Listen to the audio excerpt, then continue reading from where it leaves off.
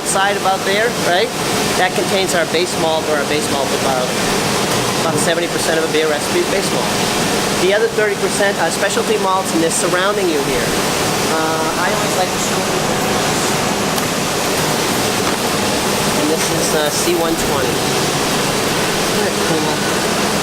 Every time I show people this, I'm always amazed to think that this becomes beer. And I'm a home brewer too, and it still amazes me that this becomes beer. Some of the things that the grains do, one, they bring color to the beer.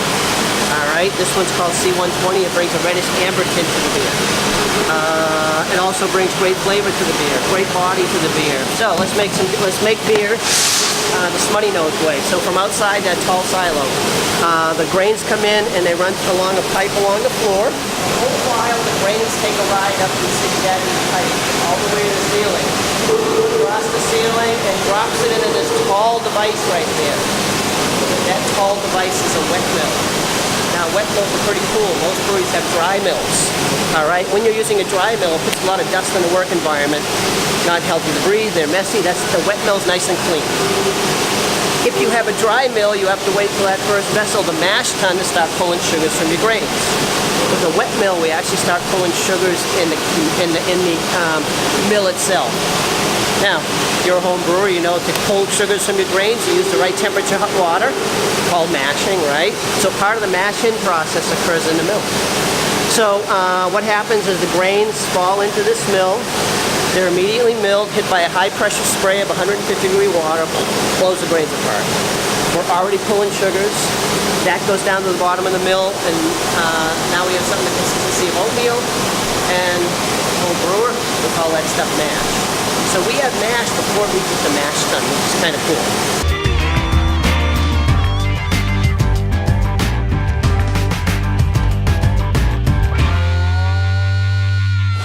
So we left the story. Mash is in the mill. So we pump the mash to the first vessel here, the mash tun. These are hot, so be careful. They're making beer today. What are you making? I'm not sure what they're making. I can ask Dan after what he's going to make today.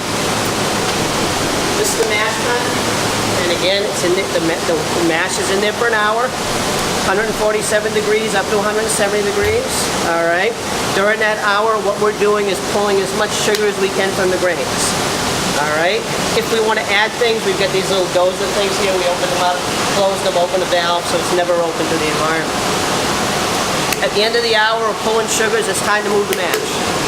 But the mash is a big mess, right? It's a big bowl of oatmeal, barley meal. But what we want from that big mess is just a liquid.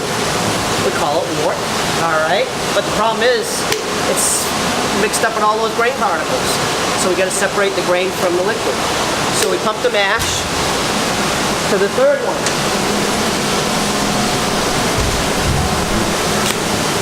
They're hot, so be careful. This one's called the lauter tun, all right? Now the lauter tun is really nothing more than a very big, very fancy kitchen colander. It's got a false bottom, it's got tiny little drainage holes on the bottom, it's got rakes in there, it's got shower heads. So you pump the mash over here, certainly gravity does its thing, pulls the wort through the grains, out the bottom into the boil kettle. The grain's real sticky, so we shower the whole grain bed with 170-degree water, sparging. All right, that sparge water rinses all the sugars, proteins, flavors off those grains. That new wort out the bottom into the boil kettle, the second one. So this is eventually going to be empty, and Dan put the actually going on in there. If you want to look, he turned the lights on for us. Looks like we're in the process of sparging right now. I see the shower running.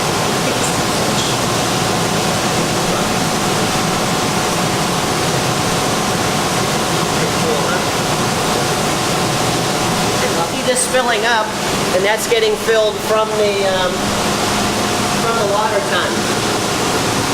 All right, now there's no grain in it. All it is a nice liquid. It's a 60-minute boil most of the time. Sometimes it's 90 minutes. Our finest kind of IPA, which you may have had. 8 hop additions in the boil, 2 hop additions later, 10 hop additions in that beer to get the exact flavor, aroma, bitterness profile. So once the boil's over, we pump it over, because it's a mess now, but eventually we add hops. So we pump the wort over to this one. This one hasn't reached here yet. This is the whirlpool. All right, this is the whirlpool. Is that just water dripping in there right now? What's that? Is that just water dripping in there right now? Yeah, probably did. This is water. So the whirlpool, we actually get the wort going, spinning into a whirlpool. If we're making an IPA with lots of flavor and aromatic, we put more hops in here. It's called whirlpool steep. Simple physics. In the whirlpool, all the hop residue goes to the center of the whirlpool, so we put the warm on the edges. So when it leaves here, though, it's like 205 degrees Fahrenheit. Because it's just left to boil, but it's not quite boiling temperature. Right. So there's no way you can add the yeast at 205 degrees, just like you got to cool your wort at home. But we have these big heat exchangers, right? And two systems of pipes that run next to each other.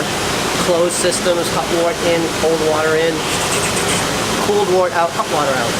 So we've cooled our wort. It happens really fast. But it's kind of neat when we cool the wort, we make hot water, and lots of it. So we look at that, remember we're green, as energy recovery from the boil. We get energy back from the boil. That hot water goes back into the system. And we take advantage of energy given back to us. We do a lot of heat and energy recoveries in this building. Makes sense. Energy is expensive. If you can get energy back and use it, why not? And we do, right? So the wort's cooled. From here, it goes through those stainless steel pipes. And we'll stay out here for the fermenters. And then it goes to the fermenters. And you're a home brewer, so you know once it gets in the fermenters, we add yeast. But we add the yeast, and when we go down, that's called the yeast breakdown there. As it's, before it leaves, on its way to the fermenters, we add the yeast. And we hit the oxygen. Okay, right here. So when it gets to the fermenters, it's already been inoculated with the yeast variety you want.